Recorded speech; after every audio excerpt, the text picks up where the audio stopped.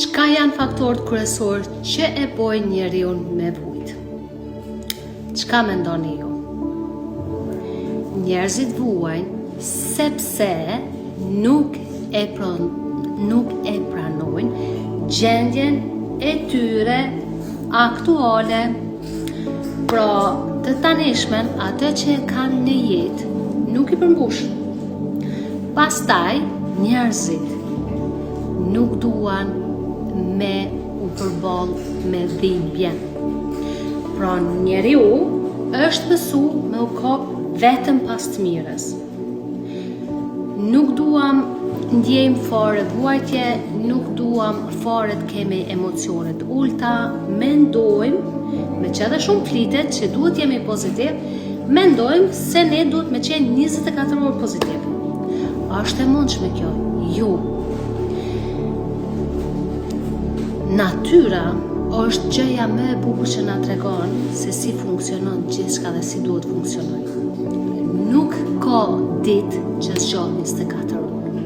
Janë 12 orë ditë dhe 12 orë notë. Pra kjo na tregon që nëse dua ta kemi një jetë të mirë, duhet jemi të gatshëm edhe të përballemi me dhimbjen. Çfarë bojnë njerëzit? Në momentin që ndjejnë një dhimbje në trupin e tyre, direkt shkojnë te mjeku, mjekohen, pa e kuptuar fare se nga po vjen dhimbja. Dhimbja në trup nuk është diçka e keqe, është gjuha e trupit. Ajo tregon ty se diçka nuk je duke vepruar mirë, se diçka nuk është ka funksionon tek ti. Dhe në njerëzit nuk duam ta pranojmë sepse pra na jemi mendojmë se jeta duhet me qenë perfekt, se gjithçka duhet me rrjedh në mënyrën më të bukur. Sepse mendojmë kështu, sepse pra jemi non-stop në krahasim. Na e krahasojmë jetën tonë në mënyrë pavetishme me jetën e të tjerëve. I shohim pra njerëzit duke postuar gjëra të mira. Edhe na mendojmë se diçka nuk është që shku me jetën tonë. Edhe kjo është që na shtin mos me e pranu edhe të keqen. Të keqen pra, mos me u përball me asnjë lloj dhimbje, si me atë fizike, si me atë psiqike. Pra, sa më shumë që na jemi të gatshëm me pranu edhe dhimbjen, sepse ne njerëzit ndërkohë edhe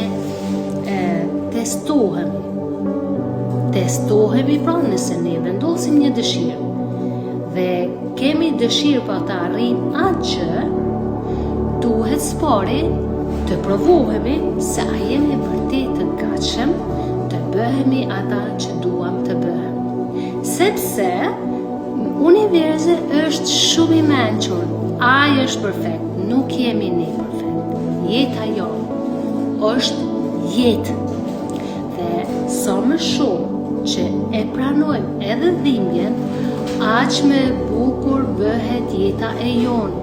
Jeta jo nuk mundet me qenë perfekt, sepse jemi njerëz dhe njerëz perfekt nuk ka. Gabimet janë shumë okej, sepse gabimet janë për me na transformu neve. Mos harro, vetëm ai që na ka kriju neve është perfekt. Pra mos kërko jetë perfekte. Kërko që ta kesh një jetë më të bukur, më të përmbushur, që t'jesh i pamvarur, sidomos emocionalisht. Kur ti je i pamvarur emocionalisht, kur ti din me menaxhu emocionet e tua, kur ti bëhesh mjeshtër i brendisë tënde dhe sidomos je i gatshëm me pranu edhe dhimbjen, si atë pra fizike, si atë mentale, do më thonë me u ballafaqu me sfida, me situatat ndryshme, me njerëz të ndryshëm, me qenë i gatshëm me pranu edhe këto. Atëherë, ti po i tregon universit, krijuesit, se ti beson atë.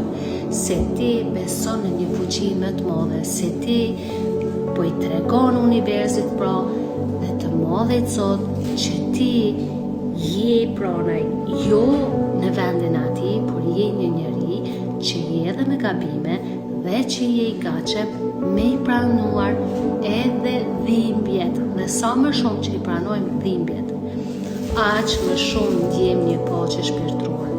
Nuk jemi në luftë më, dhe sa më shumë që ndjejmë paqen shpirtërore, pra jo të kërkojmë të jemi të lumtur, sepse kur duam të jemi të lumtur, ne jemi të varur nga materializmi.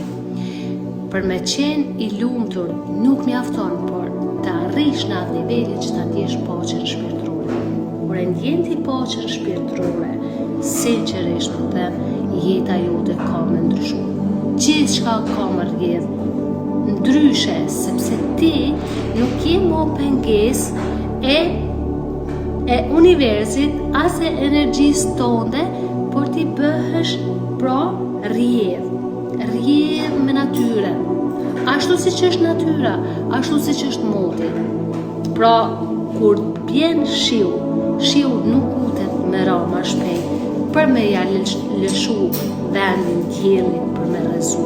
A i bjen në ciklin e vetë, edhe kaq, dhe në këtë mënyrë, kur ne pranaj, mësohemi, me i pranu, edhe dhimbjet, e ndryshme pra, atëhere vërtet ne nuk vuajmë, sepse pra e pranojmë edhe anën pozitive, edhe anën negative, sepse nuk mund pra me qenë gjithmonë pozitive. Edhe poziteti i tepër do të kthehet prapë në negativitet, sepse nuk funksionon, nuk është në balancë me natyrën. Dhe gjithçka don balancim pra. Atëherë pra, pranoj anën negative, anën pozitive. Por, vedisohu se kur ndodh diçka që ty nuk të pëlqen pra, kur të ndodh një rast, një situatë, një ballafaqim, një sfidë, kuptoje thjesht që kjo është ka ndodhur për të mirën tonë. E di që në momentin kur të ndodh kjo, është e vështirë ta pranosh.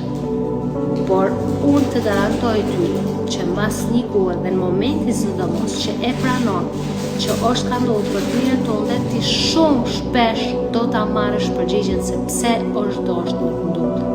Dhe në këtë mënyrë ne edhe transformohemi, edhe e lejojmë energjinë me rrjedh brenda neve në mënyrë të natyrshme.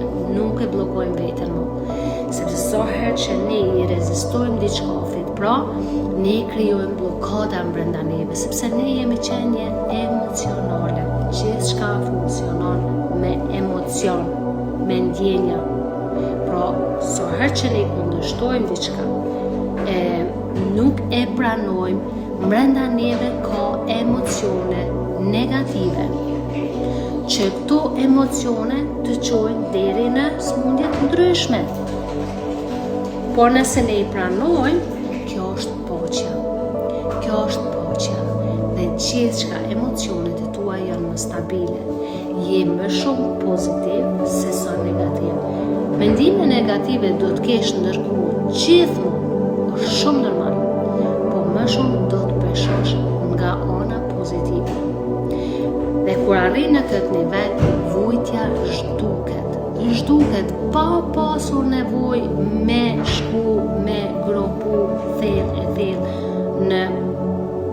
në jetën tënde. Pra, sepse ti e kupton, kjo që ka jeta është lojë, po dite ta luash do të fitosh. Por s'dite ta luash do të humbësh. E di se s'është lehtë. Gjithë ato mason si kam ditë, i kam mësuar dhe jeta ime kam ndryshuar komplet. Uroj që kjo video pak do të ndihmoj edhe ty, siç më ka ndihmuar edhe mua këto ushtrime.